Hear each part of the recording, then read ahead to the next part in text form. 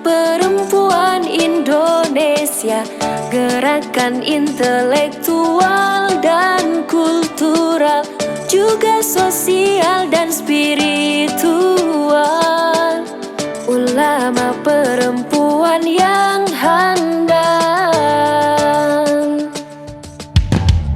Kongres Ulama Perempuan Indonesia tegaskan eksistensi dan jati diri, kuatkan peran paling hakiki ulama perempuan sejati. Keislaman, kebangsaan, dan kemanusiaan, misiku yang diteguhkan, ciptakan keadilan dan kehidupan berkeadaban bagi semua insan.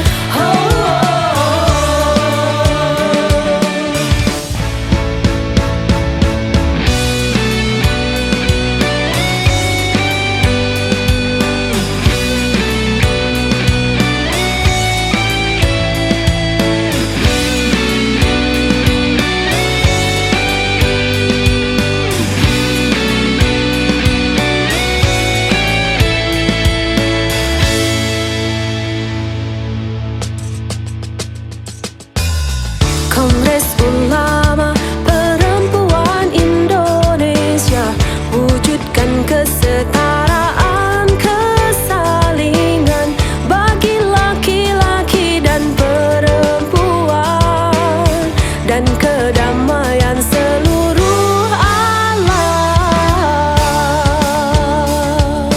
Keislaman, kebangsaan, dan kemanusiaan,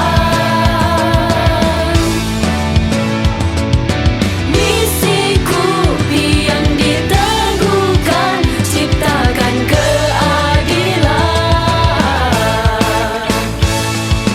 dan kehidupan berkeadaban bagi semua insan.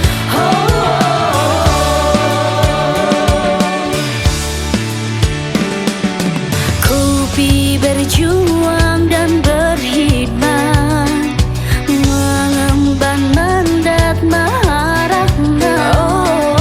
Jadi khalifah bermartabat, hadirkan hidup yang maslahat.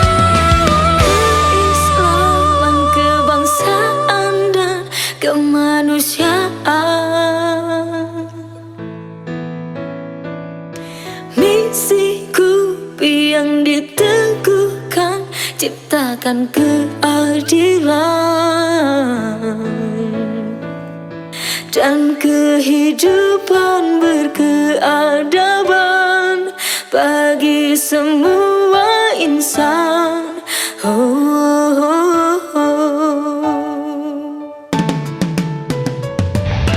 Keislaman, kebangsaan, dan kemanusiaan,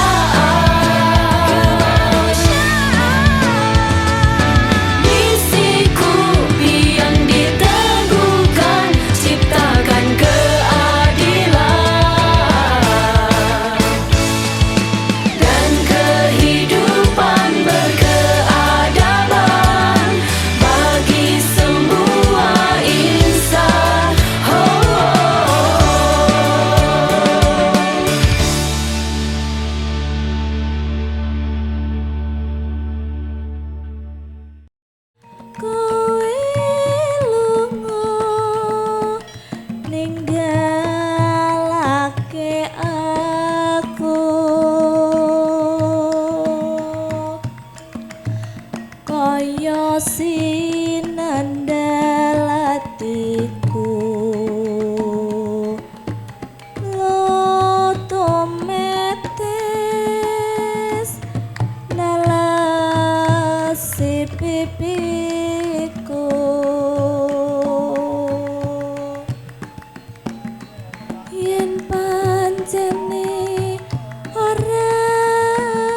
tresno mbak yo kondo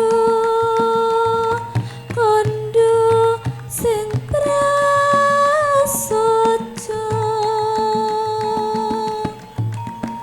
aja gawe gelati aku ora bakal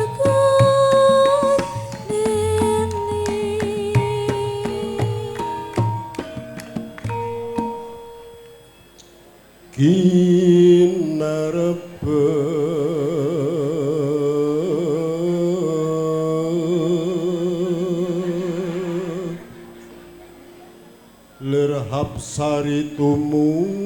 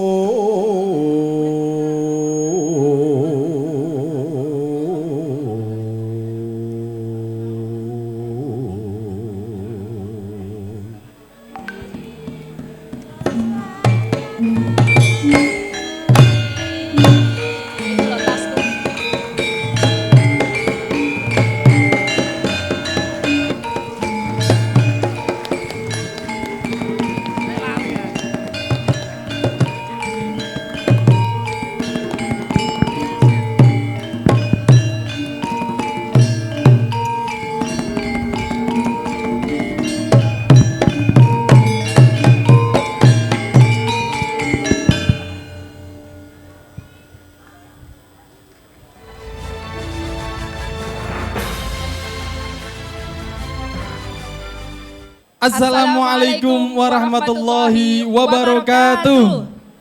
Bismillahirrahmanirrahim. Ila hadratin Nabil Mustafa Sayyidina Muhammadin sallallahu alaihi wasallam wa ala alihi wa ashabihi thumma ila hadrat jami' ikhwanihi minal anbiya'i wal mursalin wal ghairil maghdubi alaihim waladdallin. Rabbi ufirli wa liwalidayya wa li jami'il muslimina amin. A'udzu billahi minasy syaithanir rajim.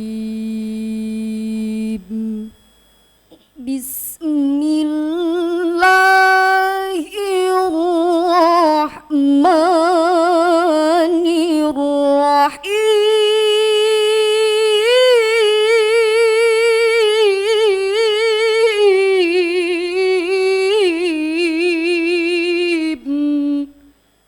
Wal mu'minuna wal mu'minatu ba'duhum awliya'u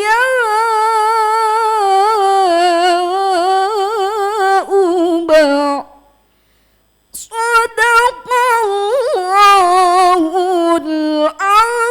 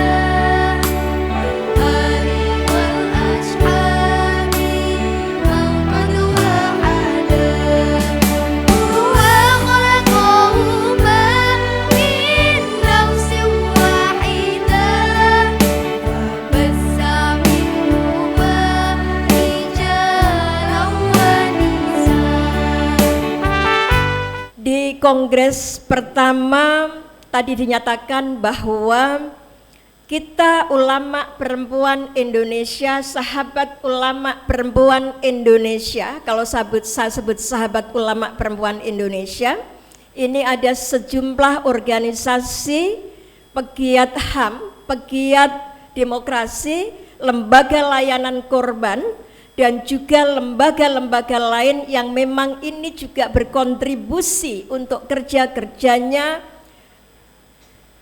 Kongres Ulama Perempuan Indonesia atau jaringannya gitu ya. Karena ketika saya bilang Kongres Ulama Perempuan Indonesia, artinya ini laki-laki dan perempuan yang punya komitmen terkait dengan isu kebangsaan, kemanusiaan, kesetaraan, keadilan, kesemestaan, dan dengan menggunakan pendekatan Islam rahmatan lil alamin, akhlakul karimah, karena ini KUPI gitu ya, selalu muara ini yang selalu didengungkan dengan pendekatan, kalau kita KUPI selalu menggunakan pendekatan mubadalah dan makosidus syariah, itu menjadi prinsip di dalam pengambilan keputusan. Karena KUPI selama 5 tahun perjalanannya diakui oleh sejumlah pihak, baik lembaga negara, pemerintah, parlemen, lembaga-lembaga kultural lainnya yang strategis, NU, Muhammadiyah, MUI, di sini ada Mbak Valina Singka, wanita syarikat Islam juga sering mengundang gitu atau menggunakan bacaan-bacaan atau hasil kajiannya KUPI, karena KUPI menggunakan selain tadi dibilang makna tasawur, landasan sosiologis, kami juga menggunakan pandangan atau pengalaman korban selain tek-tek keagamaan, Quran, hadis yang tentunya juga aqwalul ulama yang relevan dengan isu yang dibahas, dan tentunya konstitusi karena sebagai bagian warga negara Indonesia. Alhamdulillah saya senang sekali di sini dipercaya oleh Majelis Musyawarah KUPI, kami di sini sebagai tuan rumah atau yang ketempatan Kongres Ulama Perempuan Indonesia kedua. Seperti tadi yang disampaikan oleh Mbak Masruha, kami memang mengajukan proposal, artinya melamar. Begitu selesai KUPI yang pertama di tahun 2017, tidak sampai setahun setelahnya itu kami mengajukan diri untuk nanti ditempati kongres yang kedua. Kami mengajukan diri bukan istilahnya karena nekat, tapi kami memang ada beberapa pertimbangan yang kami ajukan kenapa ini nanti bisa diselenggarakan di Jepara dan khususnya di Bangsri. Jepara kita tahu ini terkenal atau dikenal sebagai kota dengan 3 tokoh perempuan. Ada Ratu Sima, ini ratu yang memimpin di Jepara pada abad ke-7. Yang beliau ini terkenal sebagai ratu yang penegakan hukumnya ini luar biasa. Jadi law enforcement ketika beliau memerintah ini tidak tertandingi, bahkan itu diakui oleh berbagai pemimpin dari berbagai negara. Yang kedua ada Ratu Kalinyamat yang sedang kita perjuangkan untuk diusulkan sebagai pahlawan nasional. Ini beliau memerintah selama 30 tahun di abad 16, dan ketika beliau memerintah ini Ratu Kalinyamat ini memaksimalkan ya potensi maritim di Jepara. Bahkan saat itu beliau memajukan perdagangan di Jepara melalui jalur pelabuhan, melalui jalur laut, dan ini juga sehingga bagaimana Jepara bisa maju ekonominya sampai sekarang kita lihat ini banyak pengusaha-pengusaha perempuan di Jepara gitu ya. Kalau sekarang ini di lapangan Bangsri ini ada pameran UMKM, ini mayoritas UMKM ini dimiliki oleh perempuan Jepara. Kata ulama perempuan juga sudah menjadi sesuatu yang populer, disebut di mana-mana. 30 tahun lalu belum ada itu kata ulama perempuan. Karena kalau kita menyebut ulama dan kita menyebut tempat kaderisasi dan tempat para ulama mengamalkan ilmunya yang utama, yaitu di pesantren 30-40 tahun lalu, tidak pernah terbayang ada ulama kok perempuan. Bahkan kalau terjadi di suatu pesantren ada kiainya yang wafat, bu nyainya sebetulnya punya kapasitas untuk memimpin, tapi karena tidak dianggap pantas, maka kepemimpinan itu dicarikan atau mungkin diberikan bahkan mungkin kepada putranya yang masih sangat belia, yang penting laki-laki.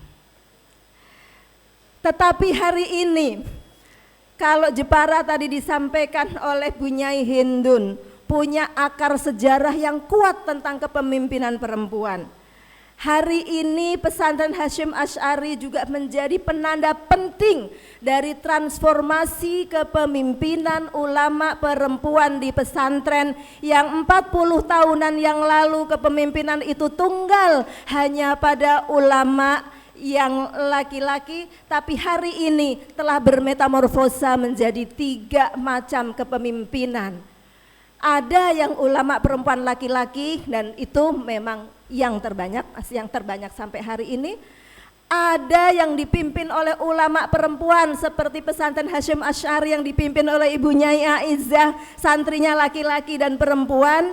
Ada pesantren yang dipimpin dengan kolaborasi yang baik secara mubadalah seperti pesantren Hasyim Asy'ari Tahfidz Joglo yang dipimpin oleh Bu Nyai Hindun Anisah dan Gus Nung Kiai Nuruddin Amin.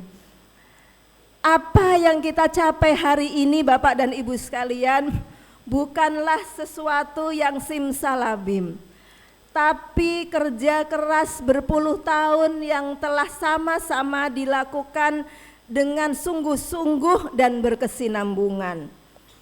Awal tahun 90-an, pesantren-pesantren mulai mengenal yang namanya Fiqhun Nisa. Ada tokohnya hadir di sini, Ibu Lis Markus. Perguruan tinggi mulai memasukkan keadilan dan kesetaraan gender dalam studi-studi Islam dan dalam kurikulum-kurikulumnya melalui PSW-PSW-nya. Kemudian ormas-ormas keagamaan seperti Fatayat, Muslimat, Aisyah, Nasyatul Aisyah mempunyai program-program untuk penguatan kesehatan reproduksi yang tentu saja itu bukan hanya program tapi juga disertai dengan perspektif, dan hadir tokoh ormas perempuan yang sangat concern pada soal reproduksi menjadi program penting kepemimpinannya pada saat itu. Ada Ibu Maria Ulfa, ada Ibu Ida Fauziah. Jadi alhamdulillah forum ini dihadiri oleh para tokoh sejarah yang menjadi bagian dari proses transformasi keulamaan perempuan hingga hari ini. Dan kehidupan berkeadaban bagi semua insan. Semua keislaman, kebangsaan dan kemanusiaan.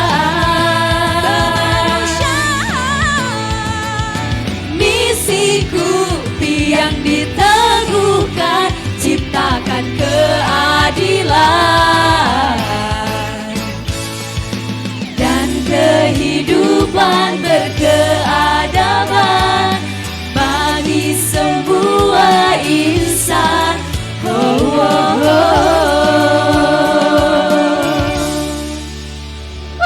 Senada Faiz.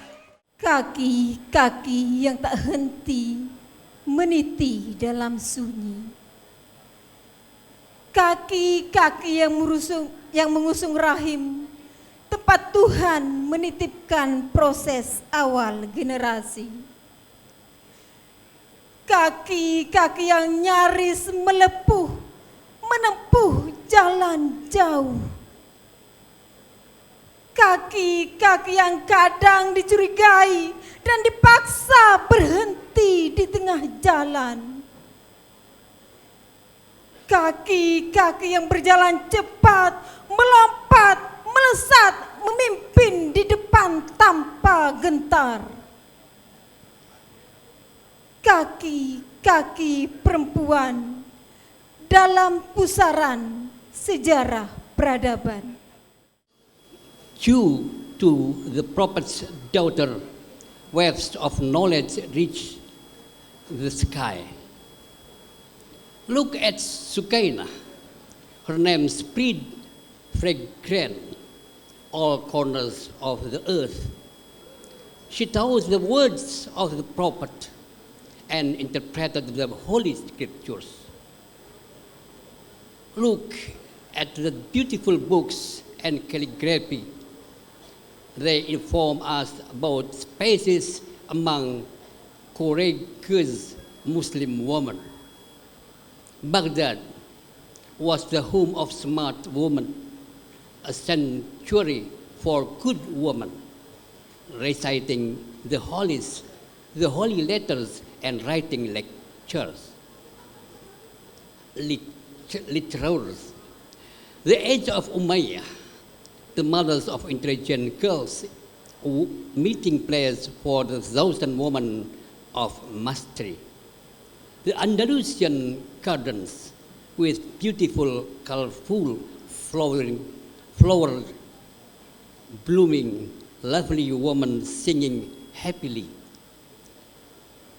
and graceful girls reading poetry. Lihatlah utusan Tuhan ini. Ia tak pernah mengurangi hak-hak perempuan beriman. Ilmu pengetahuan menjadi jalan hidup keluarganya. Mereka menjadi aktivis ekonomi, ahli hukum, aktivis politik, kebudayaan, dan pejuang. Berkat putri-putri Nabi, gelombang pengetahuan menjulang ke puncak langit. Lihatlah Sukainah. Namanya menebar harum di seluruh pelosok bumi. Ia mengajarkan kitab kata-kata Nabi dan menafsirkan kitab suci. Lihatlah buku-buku dan kaligrafi yang indah bercerita tentang ruang perempuan-perempuan Islam yang gagah berani. Baghdad adalah rumah perempuan-perempuan cerdas, padepokan perempuan-perempuan elok yang mengaji huruf-huruf suci, menulis sastra dan puisi. Damaskus adalah sang ibu bagi gadis-gadis cendekia, tempat pertemuan 1000 perempuan piawai. Taman-taman Andalusia merekah bunga warna-warni yang mewangi, perempuan-perempuan cantik bernyanyi riang, dan gadis-gadis anggun membaca puisi. Bapak Ibu sekalian, fakta-fakta sejarah dalam peradaban awal Islam tersebut menunjukkan dengan pasti bahwa banyak perempuan yang menjadi ulama dan cendekiawan, cendekia dengan kapasitas intelektual yang relatif sama dengan dan bahkan mengungguli ulama laki-laki. Sebagian dari mereka adalah mahaguru para ulama laki-laki. Mereka bekerja sama dengan ulama laki-laki membangun peradaban dunia yang berkeadilan, dan berkat kerjasama mereka dunia berpendar cahaya. Terima kasih. Assalamualaikum warahmatullahi wabarakatuh. Makasih loh Bu ya. Ketika 74.961 desa di Indonesia ini yang setara dengan 91% wilayah Indonesia dan 74% warga negara Indonesia itu tinggalnya di desa, maka saya yakin menyelesaikan berbagai permasalahan di desa setara dengan menyelesaikan totalitas dari permasalahan bangsa dan negara. Saya kira itu, terima kasih. Wallahul muwaffiq ila aqwamit thoriq. Assalamualaikum warahmatullahi wabarakatuh. Kita panggungkan ulama perempuan laki-laki. Dan juga itu Kiai Nahoi.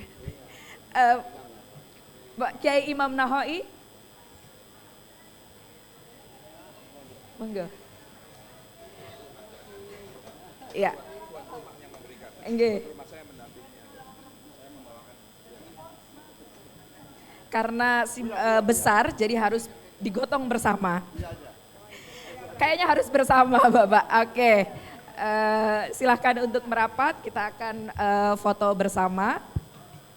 Juru foto kami mohon untuk berkenan bisa mengambil gambar terbaik dari para tokoh yang telah berada di panggung. Boleh kasih tepuk tangannya sekali lagi. Meski energinya sudah meredup, tapi saya yakin. Yakin masih semangat dong? Masih semangat. Karena ini baru pembukaan, Mbak. Iya, betul sekali. Terima kasih kami ucapkan kepada para narasumber, para tokoh KUPI juga. Dan kami persilakan untuk kembali ke tempat. Selamat berkongres. Selamat berkongres. Selamat mengikuti, selamat berbelanja ilmu pengetahuan di halakoh-halakoh dan di musyawarah keagamaan. Dan juga selamat berselancar untuk membangun sebuah peradaban baru. Ya, betul sekali. Dan akhirnya saya Anjas. Saya Viro. Wassalamualaikum warahmatullahi wabarakatuh. Assalamualaikum warahmatullahi wabarakatuh. Alhamdulillah, alhamdulillahi wa kafa, wassalatu wassalamu ala nabiyil mustafa wa ala alihi wa azwajihi wa sahbihi alihi siddiqi wal wafa. Yang saya hormati tentu seluruh alim ulama perempuan yang hadir di dalam forum sangat mulia hari ini. Yang penuh saya hormati dan atas dedikasinya para alim ulama perspektif perempuan, dan ini tentu menyasar kepada para tokoh laki-laki yang juga hadir di dalam pertemuan perhelatan akbar KUPI yang kedua. Dan tentu saja saya menyapa dengan penuh rasa sayang keluarga besar KUPI. Halo, assalamualaikum. Ya, kita pagi ini akan berdiskusi tentang topik yang sangat menarik. Ada 5 narasumber dan 5-limanya adalah tokoh internasional yang kita harus bangga betul bahwa Indonesia memiliki tokoh-tokoh yang sangat keren ini. Tetapi sebelum itu tadi kita sudah membacakan Fatihah untuk para Dewan Penasihat KUPI yang telah wafat. Saya ingin menambahkan, mengajak seluruh keluarga besar KUPI untuk juga membacakan Fatihah untuk keluarga kita yang ada di Cianjur yang mengalami musibah. Jadi dalam kesempatan ini karena itu biar lebih mudah, saya akan menyimpulkannya dalam 9 poin. Yang pertama adalah poin bahwa Kongres Ulama Perempuan Indonesia adalah kesinambungan. Nah, kata kuncinya kesinambungan.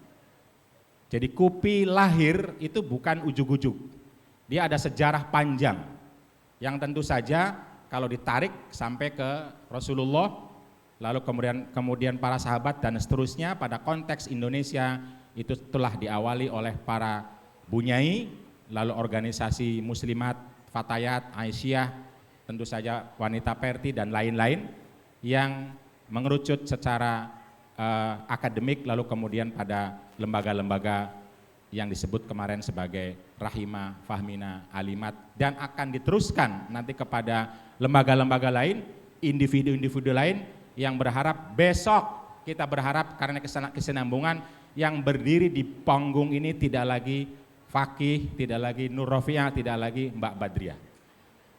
Tetapi anak-anak muda, Mbak Iklilah misalnya, lalu Mbak Maghfirah, dan seterusnya dan seterusnya. Itulah arti kesinambungan itu. Jadi KUPI adalah gerakan kesinambungan, itu poin pertama. Poin yang kedua, KUPI adalah gerakan bukan lembaga formal. Dalam disertasi saya yang kemudian saya kembangkan dalam paper ini, apa sih yang kita temukan, yaitu tentang ekogender dalam Al-Quran. Ada 3 kata kunci Bapak Ibu yang saya ingin katakan di sini. Pertama, tentang zauj atau keberpasangan, yang kedua tentang feminin dan maskulin karakter untuk mengetahui apakah ada stereotip ya antara laki-laki dan perempuan, dan yang ketiga konsep dari ekogender itu sendiri. Selanjutnya, nah ini zauj, keberpasangan. Dalam Al-Quran dikatakan wa min kulli syai'in khalaqna zawjaini la'allakum tadhakkarun. Ini di dalam surat Az-Zariyat ayat 51 ya. Menurut Pak Quraish Shihab yang mengutip dari Raghib Al-Asfahani, kata azwaj di sini digunakan untuk sesuatu yang bersifat berpasangan. Bisa female, bisa manusia, bisa laki-laki dan perempuan, binatang dan seterusnya. Bahkan bisa untuk alas kaki kanan dan kiri.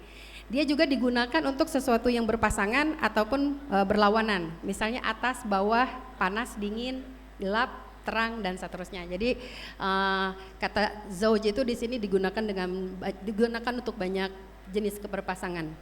Karena segala sesuatu di alam raya ini diciptakan berpasangan, hanya Allah sendiri yang tunggal ya. Next. Nah, sekarang yang kedua. Kalau tadi kita sudah tahu konsep keberpasangan, maka ada laki-laki, ada perempuan, ada feminin, ada maskulin dan seterusnya. Sekarang kalau positif dan negatif karakter, ada karakter feminin dan maskulin.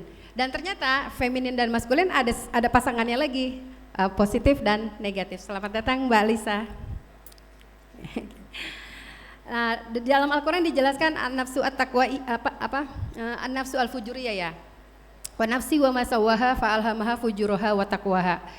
Nah, di sini dimaknai oleh Hamka bahwa an-nafsu al-fujuriyah dan an-nafsu at-taqwaiyah adalah karakter manusia yang baik dan buruk. Nah, jadi Bapak Ibu, memang kita diberikan potensi oleh Allah untuk memilih karakter yang positif atau negatif dari feminin dan maskulin. Dan ini semua disebutkan dalam bentuk umum, artinya baik laki-laki dan perempuan sama-sama memiliki karakter feminin dan maskulin. Tinggal nanti kita pilih nih, mau yang positif atau yang negatif. Oke, selanjutnya. Nah, ini kalau mau disimpulkan seperti ini Bapak Ibu, kita semua terdiri dari ruh atau spiritual, hati terkait intuisi, otak terkait berpikir logik, dan fisik ya. Nah, kalau karakter Jamaliyah adalah karakter yang berhubungan dengan karakter keindahan. Jadi dia berhubungan dengan intuisi, dengan hati. Kalau kita ketemu orang yang membuat kita merasa nyaman, kita merasa senang, itu adalah ciri orang yang memiliki karakter feminin yang positif. Nah, kalau yang positif contohnya yang bagaimana? Karakter feminin yang positif adalah karakter yang menyerah kepada yang lebih tinggi, yaitu dimensi rohani dan logika. Jadi dia mengalah kepada dimensi rohani atau ajaran agama, kemudian kepada logika. Contohnya apa? Contohnya submisif atau taat, empati, sabar, takwa, pemaaf, dan seterusnya. Jadi karakter orang yang menyenangkan. Kalau kita ketemu orang kita seneng gitu ya. Nah, berarti dia punya karakter feminin yang positif. Nah, sebaliknya kalau feminin yang negatif adalah karakter yang mengalah kepada yang lebih rendah, yaitu hawa nafsu. Jadi biasanya kalau orang seperti itu adalah karakter orang yang membuat kita kasihan. Kasihan ya, sifatnya ya pemalas, pemalu, subjektif, suka gosip. Nah, biasanya yang suka gosip siapa Bapak Ibu? Sama ya, sekarang laki-laki sama perempuan sama-sama suka gosip ya. Tapi bukan laki-laki dan perempuan yang ada di sini ya, nggak punya waktu kita ngegosip. Ya, jadi yang suka ngegosip itu berarti karakter feminin yang negatif karena dia subjektif ya, sifatnya subjektif dan nggak mencari berita yang benar. Kalimat yang sangat terkesan bagi saya yang pernah diucapkan oleh dosen saya, profesor saya di Belanda, Profesor Abu Zaid, yang mungkin kita juga kenal. Dia mengatakan begini, if you talk about Islam, there are 3 domain of investigation that we have to distinguish. Ya. Ada 3 hal, ada 3 domain penelitian, domain investigasi yang harus kita bedakan kalau kita bicara tentang Islam. Yang pertama adalah religious source of authority, sumber otoritas agama. Ya, sumber otoritas agama yaitu Al-Quran dan Sunnah. Itu yang pertama. Yang kedua, how religious authority is interpreted, is understood by those who study Islam. Yang kedua adalah bagaimana Al-Quran, bagaimana Sunnah difahami oleh mereka yang sedang mempelajari Al-Quran dan Sunnah. Dan yang ketiga, how Islam is implemented in the history of civilization. Bagaimana Islam diimplementasikan, diartikulasikan dalam pelataran sejarah peradaban Islam. Di sini kita melihat bagaimana kontribusi perempuan nanti, bagaimana perempuan dan ulama menjadi bagian yang tidak terpisahkan dari ketiga hal ini yang harus kita bedakan.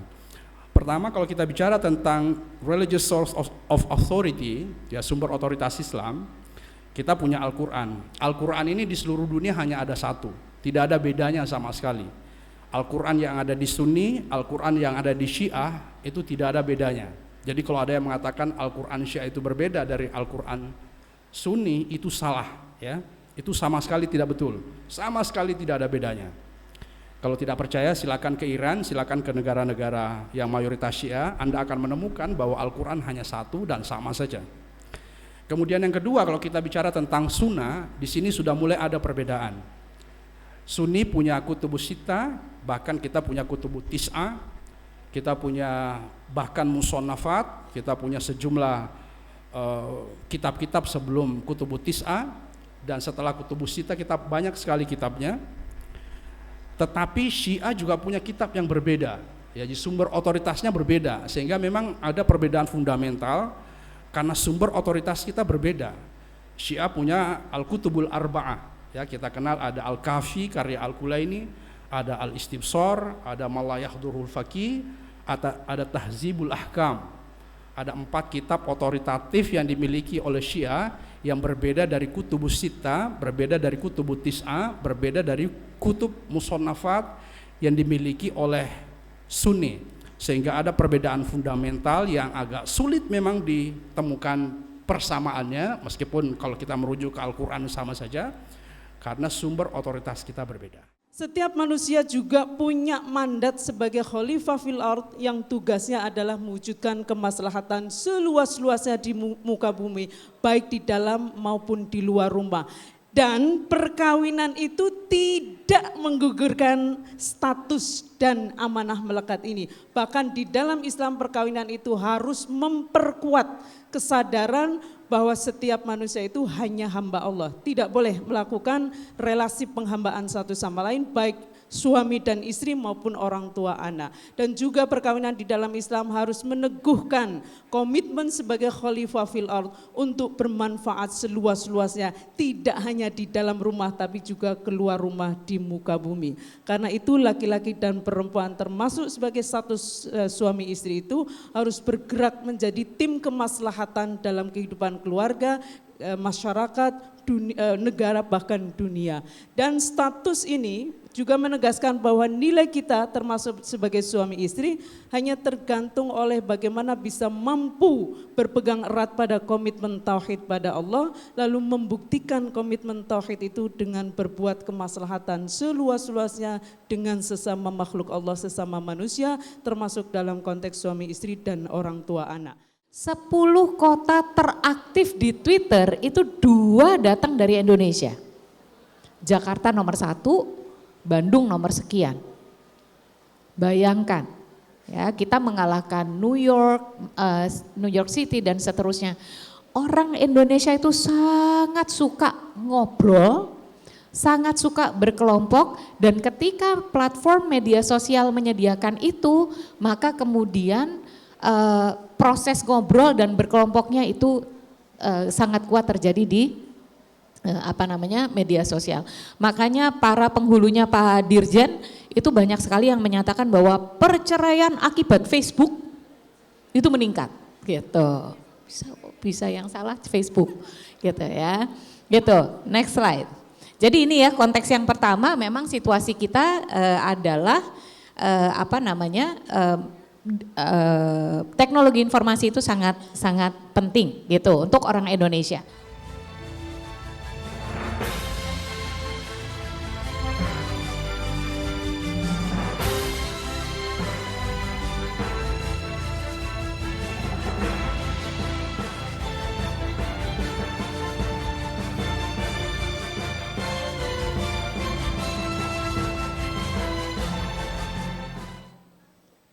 Assalamualaikum warahmatullahi wabarakatuh. Wal khashi'ina wal khashi'ati wal mutasaddiqina wal mutasaddiqati was-shaimina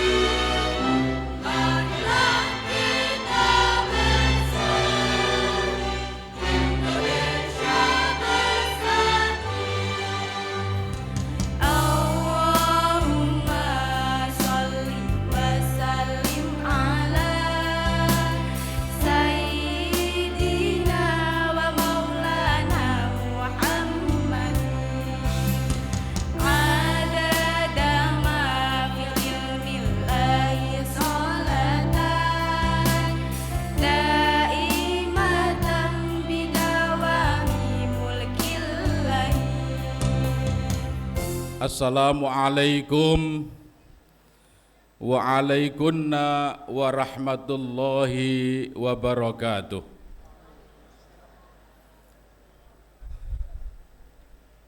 Bismillahirrahmanirrahim.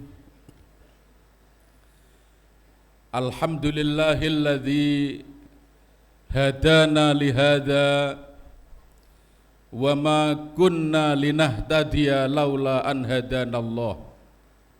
Seluruh peserta Kongres Ulama Perempuan Indonesia rahimakumullah, alhamdulillah wa syukru ala ni'amillah.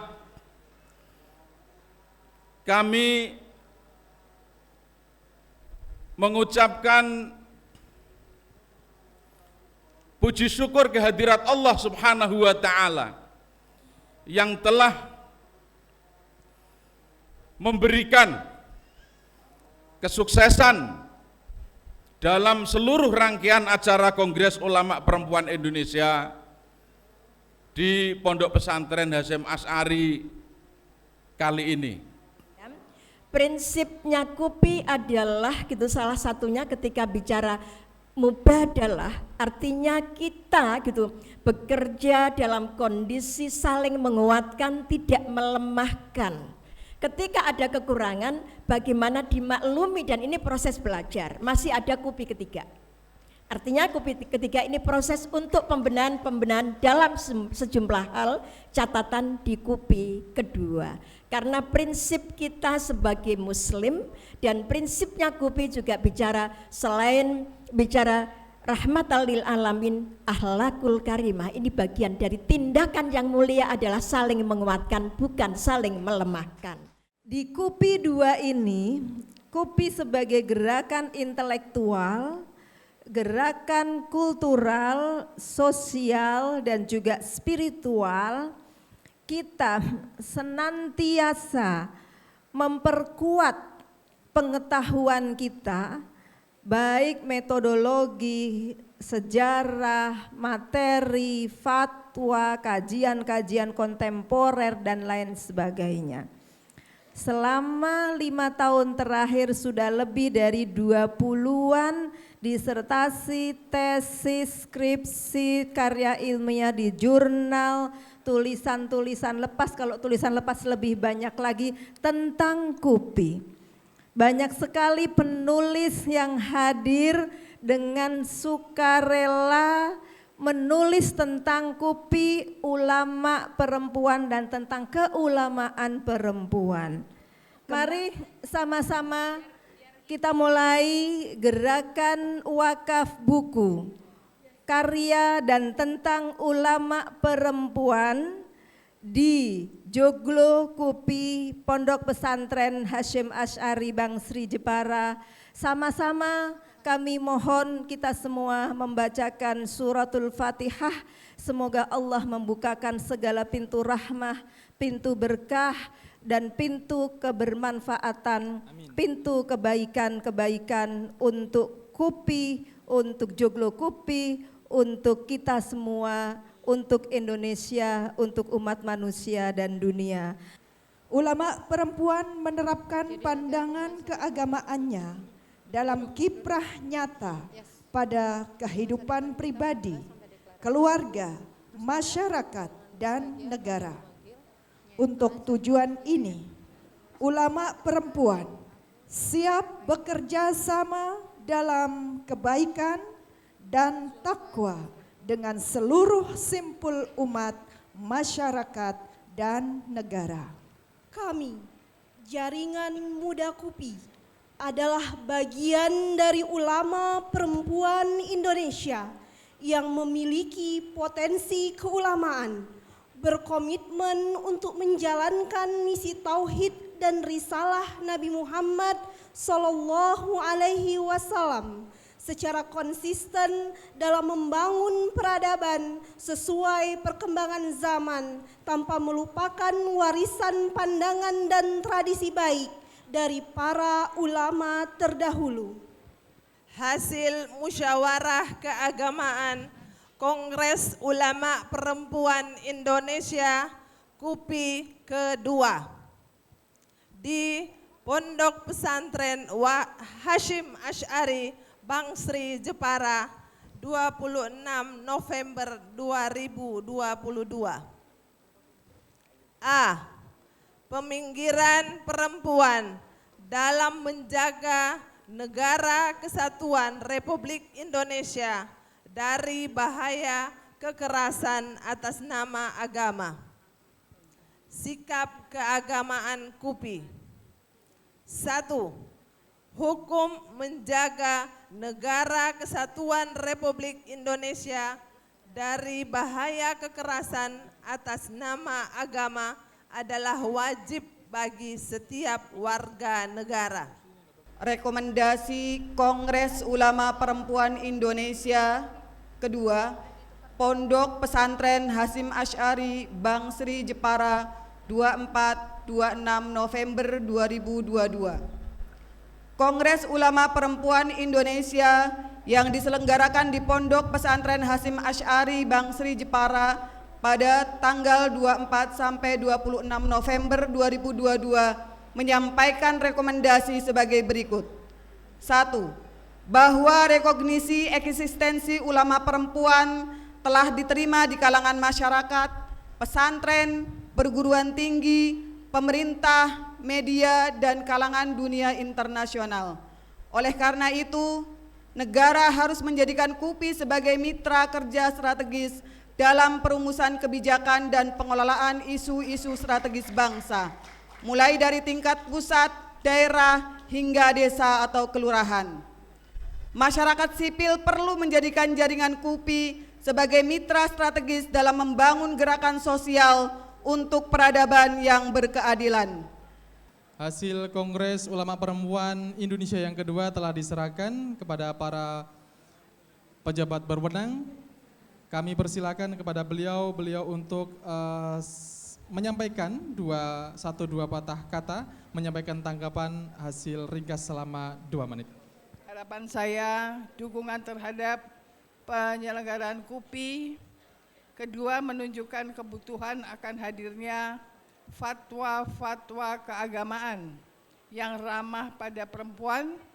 Saya dapat informasi besarnya minat daripada banyaknya kalangan yang hadir, dan tentu sukses daripada pertemuan KUPI ini berlanjut pada KUPI yang berikutnya.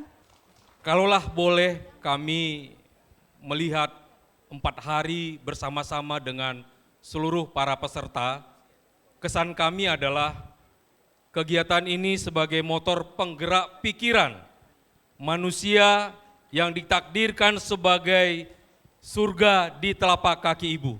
Ini sangat luar biasa. Dan yang kedua, 4 hari ini terjadi surplus pemikiran yang sangat fundamental untuk dipelihara dan melahirkan gagasan dan terobosan sehingga diasuh oleh rasa sayang dan tumbuh mendunia mengukir tinta peradaban dunia. Kementerian Agama sangat bergembira pada sore hari ini menindaklanjuti pertemuan KUPI dengan Gosmen beberapa hari yang lalu, minggu yang lalu. Kami sudah memahami bagaimana respon Pak Menteri, dan tadi kami mendengarkan rekomendasi-rekomendasi yang sudah disampaikan Bu Nyai Badriah, 80% di Kementerian Agama. Dan bagi kami, hari ini kami mendapatkan mitra strategis yang baru, sehingga tidak banyak yang akan kami sampaikan. Nanti kita tunggu yang konkret-konkret saja bersama Mbak Alisa Wahid. Hampir semuanya ada, dan oleh karena itu nanti mohon komunikasi terus kita jalin sehingga kita bisa berkolaborasi dengan KUPI, Kongres Ulama Perempuan Indonesia. Mudah-mudahan ini nanti bisa ditindaklanjuti menjadi sinergi yang luar biasa antara para kiai, ibu nyai yang berada di jaringan kultur pondok pesantren dengan jaringan struktur para bupati, wali kota, wakil bupati, wakil wali kota untuk bersama-sama bertekad bersinergi menghapuskan segala tindak kekerasan terhadap perempuan. Mudah-mudahan sinergi ini akan menjadi sinergi yang luar biasa, insya Allah dengan kebersamaan kita bersama, bergandengan tangan, melakukan gerakan-gerakan, kami siap untuk mengawal seluruh regulasi, kebijakan dan program yang berada di daerah untuk berpihak kepada perempuan dan untuk melakukan keadilan, kesetaraan terhadap perempuan yang ada di kabupaten.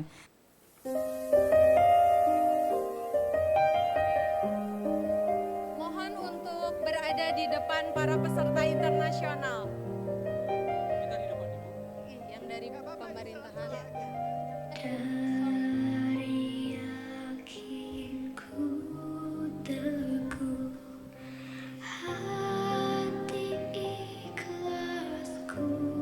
Geser Mas.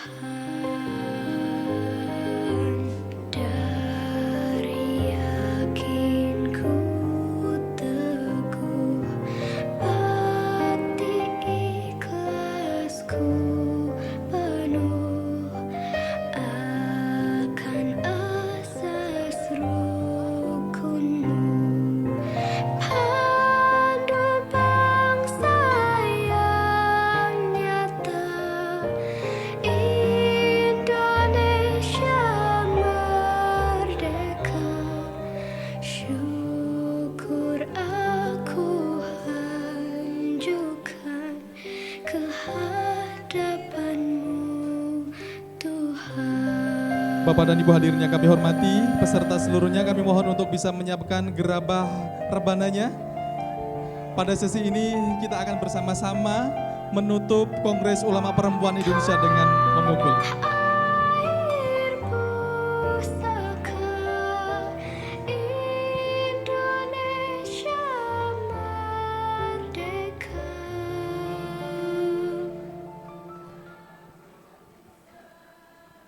Syukur aku sembahkan kehadirat-Mu,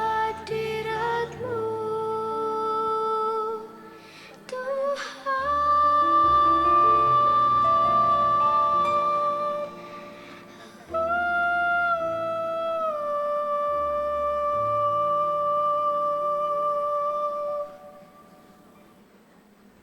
Kongres Ulama Perempuan Indonesia kedua telah berakhir dengan menghasilkan Ikrar Jepara, Deklarasi Jaringan Muda KUPI, pandangan dan sikap keagamaan, serta rekomendasi-rekomendasi.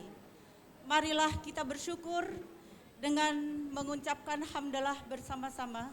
Alhamdulillahirabbil alamin. KUPI memang berakhir. KUPI 2, Kongres Ulama Perempuan Indonesia, baru saja akan kita akhiri sekarang.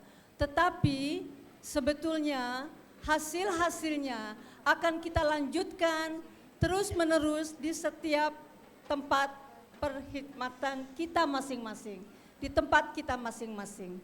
Untuk itu di dalam acara penutupan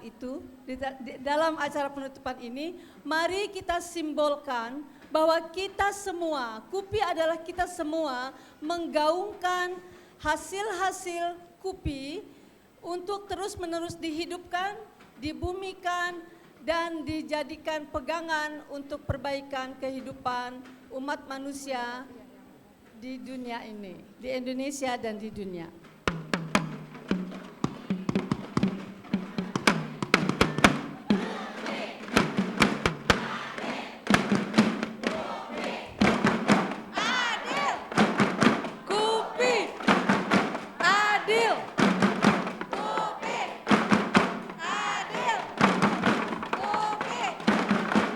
Adil, KUPI, adil, KUPI, Adil. Kopi. Adil. Kopi. Adil. Kopi. Adil. Terima kasih.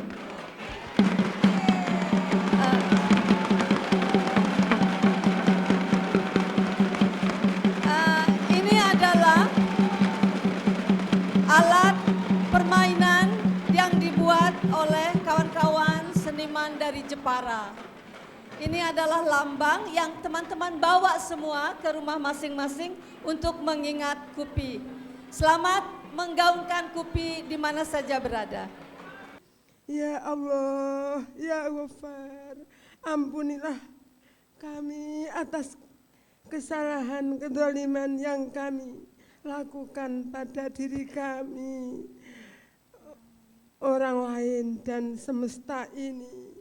Ya Allah, ya Fattah, ya Alim, bukakanlah kami, sahabat kami, tokoh-tokoh adat-adat, tokoh agama kami, tokoh masyarakat, para pejabat negara dan